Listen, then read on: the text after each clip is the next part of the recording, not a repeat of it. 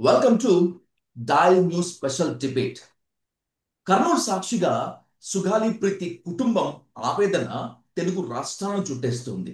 నా బిడ్డకు న్యాయం చేయండి అని వికలాంగురాలైనటువంటి ఆ తల్లి పడుతున్న ఆవేదన, ఆక్రందన మీ చెవులకు వినిపించడం లేదా అని పవన్ కళ్యాణ్ని అనేక సంఘాలు అలాగే ప్రజా ఉద్యమాలు ప్రశ్నిస్తున్నటువంటి ఈ నేపథ్యంలో పవన్ కళ్యాణ్ మౌనం ఎందుకు, అసలు ఎందుకు ఇలా మారిపోయాడు అనేటువంటిదే ఇప్పుడు హాట్ టాపిక్. ఇదే అంశంతో పాటు భువనేశ్వరిపై నోరు జారినందుకు నానా యాగి చేసినటువంటి పవన్ కళ్యాణ్ ఇప్పుడు జూనియర్ ఎన్టీఆర్ ను అంత బూతులు తిరిగితే ఎందుకు సైలెంట్ గా ఉంటున్నారు అనేటువంటిది కూడా మరొక ప్రశ్న. ఇదే అంశంపై డీటెయిల్ గా మాట్లాడదాం డాక్టర్ మల్లీశ్వరి గారితో.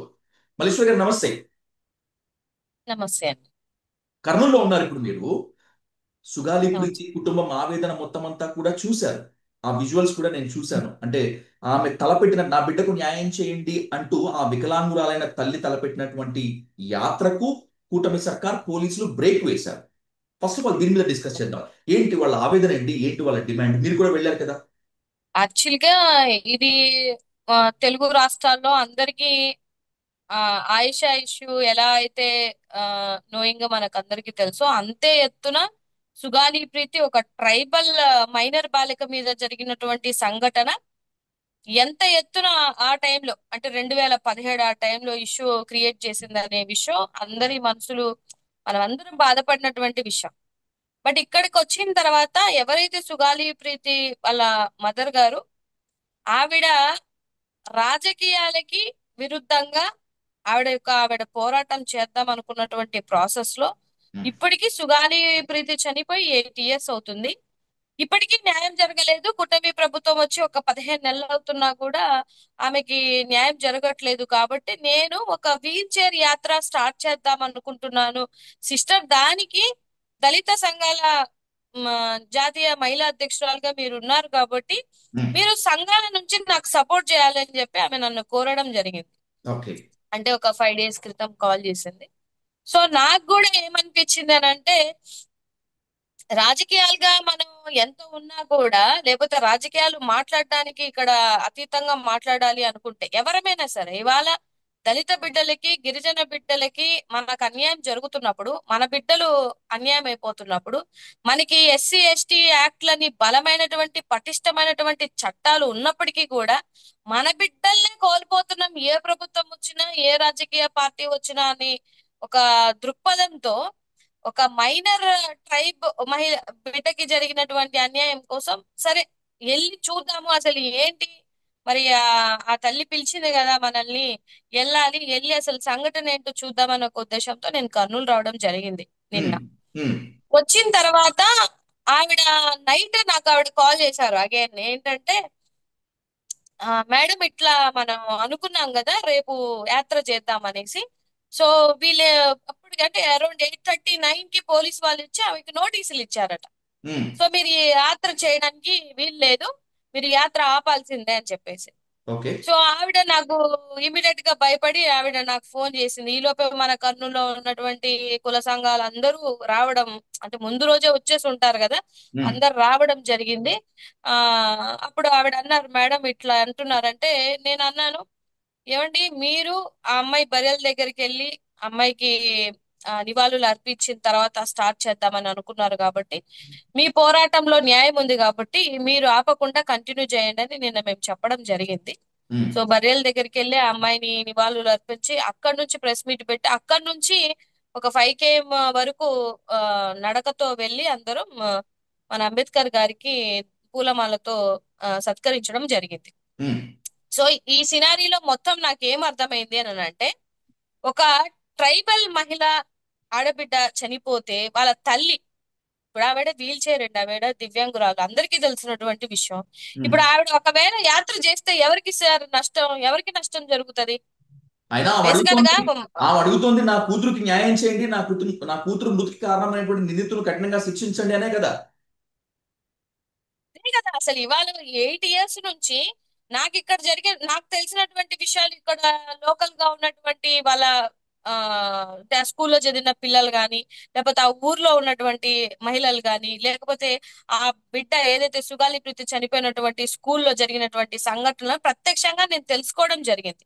నాకు అర్థమైంది ఏంటంటే, ఉమ్, ఇవాళ బడాబాబుల చేతుల్లో లేతే ఆ స్కూల్ కి సంబంధించినటువంటి యాజమాన్యంలు అరెస్ట్ చేసి 23 రోజులకే ఎందుకు వదిలారు అని అంటే, ఇన్ని పార్టీలు మారుతున్నా ఎవరెవరి రాజకీయ లబ్ధుల కోసం సుగాలి ప్రీతి ఇష్యూని వాడుకొని వాళ్ళు పదవులు అయితే పొందుతున్నారు తప్ప, ఇవాళ రియల్ గా జరిగినటువంటి ఒక ట్రైబ్ బిడ్డకి మాత్రం న్యాయం జరగలేదు.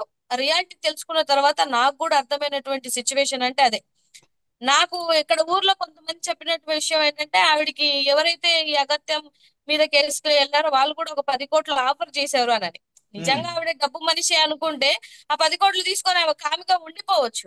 ఉమ్. కానీ ఆవిడ జెన్యున్ గా తన బిడ్డ కోసం ఆమె పోరాటం చేస్తుంది కాబట్టి, ఆ పోరాటంలో జెన్యునిటీ ఉంది కాబట్టి నిన్న సుగాలి చాలా ప్రీతి మంది కుల సంఘాలు సుగాలి వచ్చి ప్రీతి మృతి గురించి సుగాలి ప్రీతి మృతికి న్యాయం చేయాలి అని చెప్పి అడగకుండా ఉంటే మీకు 10 కోట్లు ఇస్తామని చెప్పి సుగాలి ప్రీతి ఫ్యామిలీకి చెప్పారా? డిమాండ్ ఆఫర్ ఇచ్చారా వాళ్ళు? ఇచ్చారు. ఉమ్, ఇచ్చారు అని ఆవిడ కూడా నాకు చెప్పడం జరిగింది. సో లేదు, నాకు నా బిడ్డ కోల్పోయిన తర్వాత ఆ 10 కోట్లతో నాకేం పని, నాకేం అవసరం ఉంది, నా బిడ్డకు న్యాయం జరగాలి, నాలాంటి బిడ్డలకి ఎంతో మందికి న్యాయం జరగాలి అనే ఒక ఆశా దృక్పథంతో ఆమె ఇంకా న్యాయం జరుగుతుందేమో అని 8 సంవత్సరాల నుంచి వెయిట్ చేయడం జరిగింది. ఇక్కడ సినారియో చూస్తే 2017లో జరిగినటువంటి సంఘటన ఇది. సుగాలి ప్రీతి సంఘటన అనేది 2017లో జరిగినటువంటి సంఘటన. అప్పుడు ఉన్నది కూడా కూటమి ప్రభుత్వమే.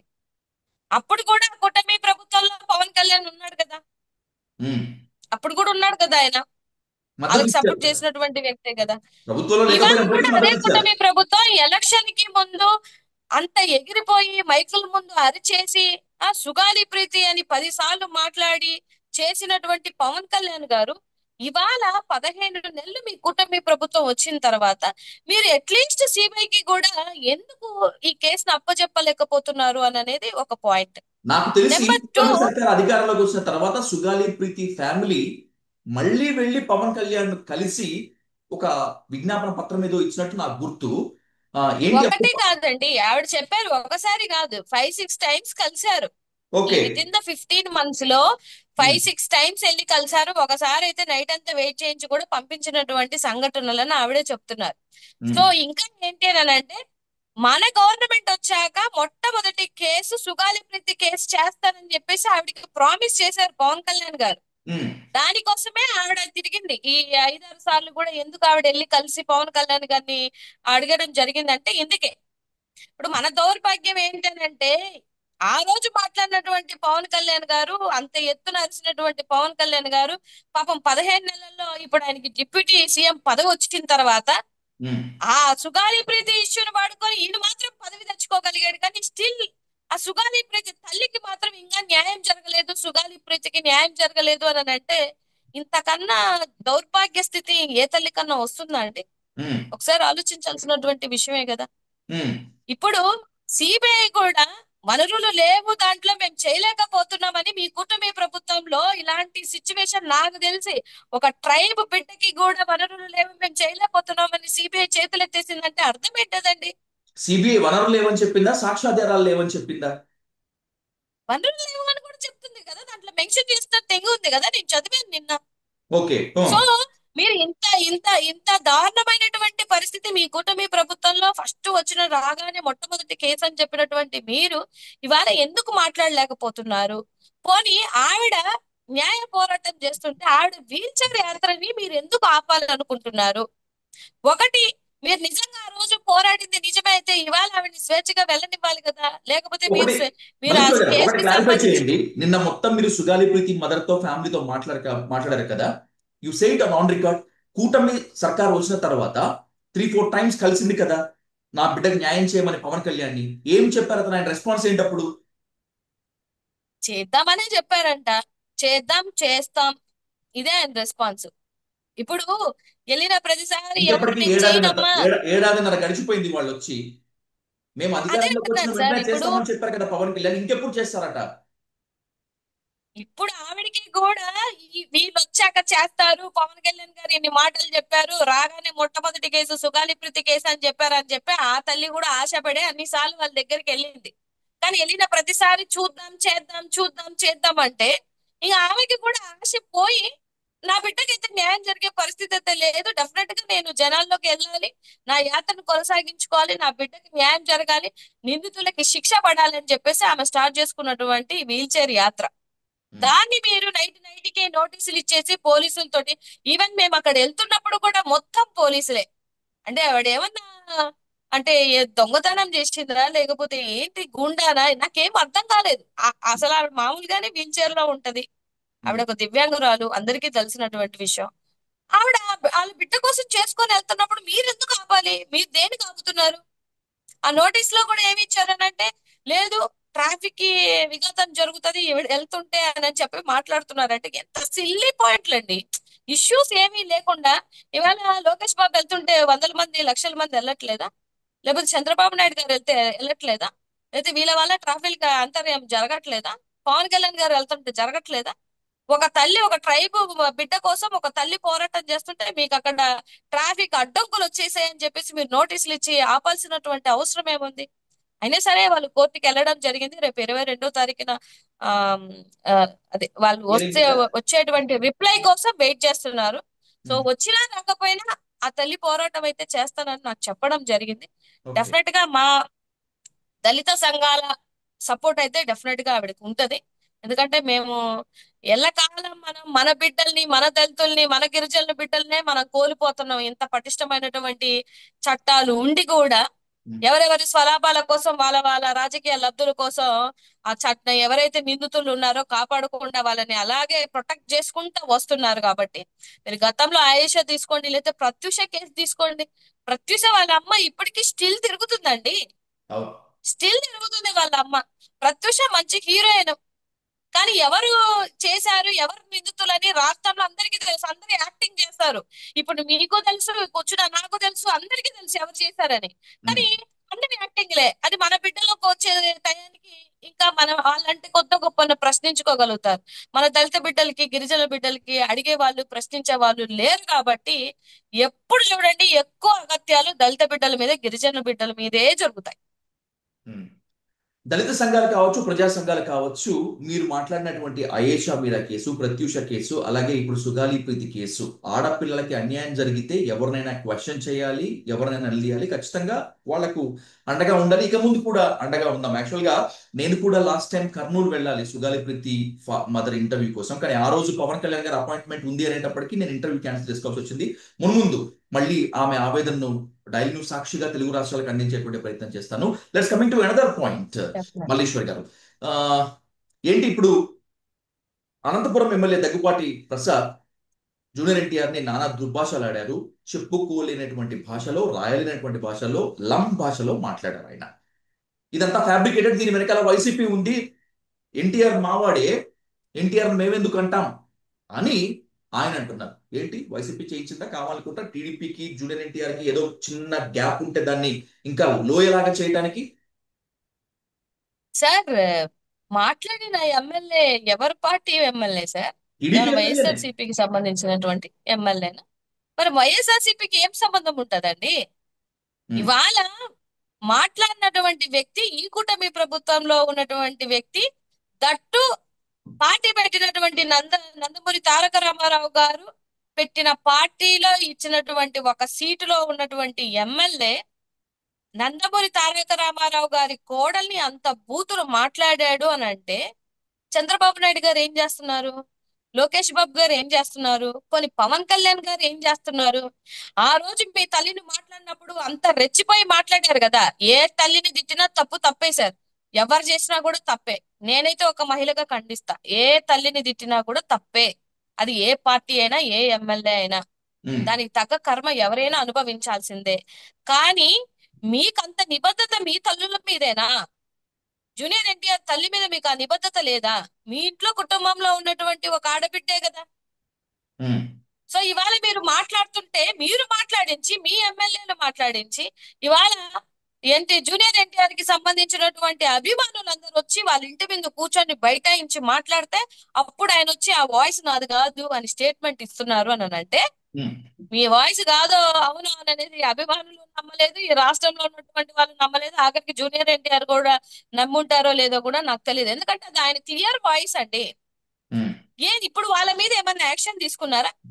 మరి మీ వాళ్ళ కోసం, మీ తల్లుల కోసం మాట్లాడినప్పుడు మీరు చేసినటువంటి పోరాటం, లేకపోతే ఆవేదన వచ్చి బయటకు వచ్చి చంద్రబాబు నాయుడు గారు ఏడ్చారు కదా. ఉమ్. లోకేష్ బాబు గారు చాలా గట్టిగా రెడ్ బుక్ ఇవాళ తల్లిని మాట్లాడిన తర్వాత రెడ్ బుక్ ఓపెన్ చేసుకున్నాడు కదా. మరి జూనియర్ ఎన్టీఆర్ గారి మదర్ కి మీకు ఆ కన్సర్న్ లేదా? ఉమ్, బేసికల్ గా చెప్పాలి అని అంటే గతంలో కూడా పవన్ కళ్యాణ్ గారి వాళ్ళ అమ్మని తిట్టించింది ఎవరండి? ఎవరు? ఉమ్. వైఎస్ఆర్సీపీ వాళ్ళు తిట్టించారా లేకపోతే టీడీపీ వాళ్ళు తిట్టించారా? టీడీపీ మీదే టీడీపీ ఆరో వాళ్ళే టీడీపీ తిట్టించారు, మీదే నా ఆరోపణ వచ్చి అమ్మని టీడీపీ వాళ్ళని తిట్టించారు. తిట్టించారని చెప్పి పవన్ కళ్యాణ్ చెప్పారులేండి ఓ సభలో. పవన్ కళ్యాణ్ గారే చెప్పారు ఉమ్, మా అమ్మని తిట్టించారు అని చెప్పి, మా అమ్మని తిట్టారని చెప్పి ఆవేదనతో ఆక్రోశంతో మాట్లాడినటువంటి పవన్ కళ్యాణ్ గారు ఇవాళ అదే అమ్మని తిట్టినటువంటి పార్టీలో మీరు ఉన్నారు అని అంటే, పోనీ మరి మీకు, మరి మీ సిగ్గుగా ఉండో వెళ్ళిపోయారో మరి దేనికి వెళ్ళిపోయారో మరి అది ఆయన విఘ్నతకే వదిలేస్తాను నేను. కానీ ఇవాళ జూనియర్ ఎన్టీఆర్ వాళ్ళ అమ్మని తిట్టినప్పుడు ఏం చేస్తున్నారు? మీ నోర్లందరివి పడిపోయాయా? ఆమె తల్లి కాదా? అసలు ఆవిడకి సంబంధమే లేదు, ఆవిడ రాజకీయాలకే సంబంధం లేదు. వీళ్ళకి ఈ కూటమి ప్రభుత్వంలో ఉన్న వాళ్ళకి తల్లులన్నా ఆడవాళ్ళన్నా విలువ లేదు సార్. అట్లీస్ట్ వాళ్ళ పార్టీలలో ఉన్న వాళ్ళ మహిళల్ని తిడతారు, హింసిస్తారు, ఏమైనా చేస్తారు. వాళ్ళ కుటుంబంలో ఉన్నటువంటి ఎన్టీ రామారావు గారి యొక్క ఒక కోడల్ని నోటికొచ్చినట్టు మాట్లాడుతుంటే కూడా పోనీ ఆ ఎమ్మెల్యేని సస్పెండ్ చేశారా? మీరు ఉమ్. చెప్పండి. లేదు. పార్టీ నుంచి ఏమైనా సస్పెండ్ చేశారా? ఉమ్, ఇటువంటి యాక్షన్ అన్నా తీసుకున్నారా?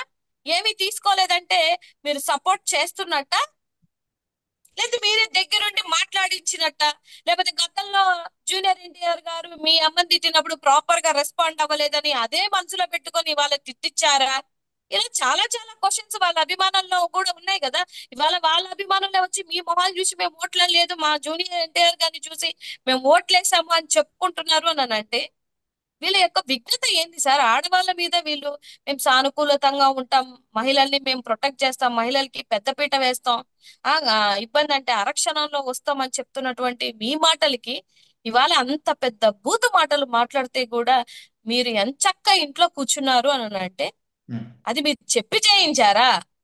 లేకపోతే మీరు మాట్లాడిన వాటిని మీరు ప్రొటెక్ట్ చేస్తున్నారా?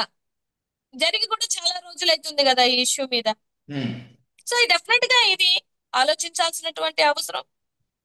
జూనియర్ ఎన్టీఆర్ గారి అభిమానులు అందరూ గుర్తు పెట్టుకుంటారని నేనైతే అనుకుంటున్నాను సార్. సో ఓవరాల్ గా అయితే ఈ ఇష్యూతో వైసీపీకి అసలు ఏ మాత్రం సంబంధం లేదు. నయానా భయానో ఏ కోశానో అంతేనా? ఎందుకుంటది సార్? ఇప్పుడు మనం తిట్టించామా? పోనీ మనం కాదు కదా తిట్టింది, మన ఎమ్మెల్యే కాదు కదా. ఉమ్. పోనీ కాకపోతే వైఎస్ఆర్సీపీ వాళ్ళకి అంత శునకానందం ఏమి ఉండదు సార్. ఏ తల్లిని తిట్టినా ఎవరు ఊరుకోరు. వైఎస్ఆర్సీపీలో కూడా జూనియర్ ఎన్టీఆర్ కి సంబంధించినటువంటి అభిమానులు ఉన్నారు చాలా మంది. ఉమ్, ఇవాళ ఆయన సినిమా వచ్చినప్పుడు ప్రతి ఒక్క సినిమాని ఎంజాయ్ చేసే అభిమానులు ఇక్కడ కార్యకర్తలు చాలా మంది ఉన్నారు. మాట్లాడినప్పుడు చాలా మంది డిఫెండ్ చేసి బయటకు వచ్చి వాయిస్ ఇచ్చిన వాళ్ళు చాలా మంది ఉన్నారు. నిజంగా చెప్పాలి అని అంటే హరికృష్ణ గారు ఈ టీడీపీ పార్టీని ముందుకు తీసుకెళ్లినటువంటి ప్రాసెస్ లో ఒక డ్రైవర్ గా, అప్పట్లో ఎన్టీ రామారావు గారు, సీనియర్ ఎన్టీ రామారావు గారు యాత్ర చేసినప్పుడు ఆ వెహికల్ కి ఒక డ్రైవర్ గా ఉండి నడిపించుకొని సొంత తండ్రిని రోడ్ల మీద కూడా వాళ్ళు స్నానాలు చేసి తిండి తినకపోయినా ప్రొటెక్ట్ చేసుకుంటూ పార్టీకి వెన్నుగా ఉన్నటువంటి వ్యక్తి హరికృష్ణ గారు. చైతన్య రథానికి డ్రైవర్ గా. చైతన్య రథానికి ఉమ్, ఇప్పుడు ఎట్లుందంటే పార్టీ పెట్టిందేమో నందమూరి వాళ్ళు, ఉమ్. పదవులు అనుభవిస్తుందేమో నారా వాళ్ళు. నందమూరి హరికృష్ణ ఇప్పుడు జూనియర్ ఎన్టీఆర్ వైసీపీకి కాస్త ప్రోగా ఉంటారు. దీనికి సాక్ష్యము జూనియర్ ఎన్టీఆర్ కి పిల్లనిచ్చినటువంటి మామ అంటే ప్రణతి గారి తండ్రి నారాయణ శ్రీనివాసరావు వైసీపీ తరపున ఎంపీగా పోటీ చేశారు. సో వైసీపీతో జూనియర్ ఎన్టీఆర్ అంటకాగుతూ ఉంటాడు. అందుకే టీడీపీలో ఈ ఓపెన్ వార్ అనేటువంటిది ఒక టాక్. అందుకే మళ్ళీ అడుగుతున్నా వైసీపీతో మీకే ఆ, ఈ ఈ ఎపిసోడ్ తో వైసీపీకి ఏమాత్రం సంబంధం లేదు కదా అని. సార్ ఇప్పుడు రాజకీయంగా ఎవరికి శాశ్వత మిత్రులు ఉండరు, శాశ్వత శత్రువులు ఉండరు. ఉమ్, ఇప్పుడు నేనెవరికో ఇప్పుడు మా చుట్టాలు టీడీపీలో ఉన్నారని నేను వెళ్ళి కలిసినంత మాత్రాన నాకు ఫేవర్ అనుకుంటే ఎట్లా అవుతది? ఫంక్షన్లకి వీటికి నార్మల్ గా వెళ్తుంటాం, వస్తూ ఉంటాము. ఉమ్, నిజంగా జూనియర్ ఎన్టీఆర్ కి వైఎస్ఆర్సీపీ మీద అభిమానం ఉంటే మొన్న ఎలక్షన్ లో ఆయన చెప్పుండాలి కదా, వైఎస్ఆర్సీపీకి ఓట్లేయండి అన్న చెప్పుండాలి కదా. పోనీ టీడీపీకి ఓట్లేయండి అని కూడా చెప్పాలి కదా. అని ఏం చెప్పకుండా న్యూట్రల్ గానే ఉన్నటువంటి వ్యక్తి జూనియర్ ఎన్టీఆర్ గారు. ఎందుకంటే ఆయనకు అర్థమైపోయింది ఈ కుళ్ళు రాజకీయాలు ఆయనకు అర్థమైపోయి ఆయన మట్టుకు ఆయన సినిమాలు చేసుకొని ప్రశాంతంగా ఉంటున్నటువంటి వ్యక్తి జూనియర్ ఎన్టీఆర్. ఆయనని మీరు అవసరం వచ్చినప్పుడు వాడుకొని వదిలేసింది మీరు. ఉమ్. ఆయన పోస్టర్లు పెడితే తీసేమని చెప్తుంది పవన్ కళ్యాణ్ గారు.